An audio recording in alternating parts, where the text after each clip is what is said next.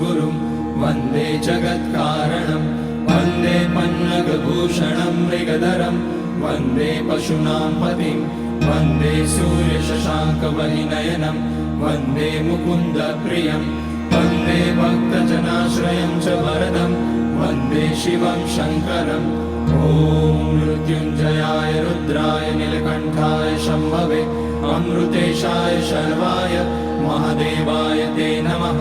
नमस्तेस्तु भगवन् विश्वेश्वराय महादेवाय त्र्यम्बकाय त्रिपुरान्तकाय त्रिकाग्निकालाय कालाग्निरुद्राय नीलकण्ठाय मृत्युञ्जयाय सर्वेश्वराय सदाशिवाय श्री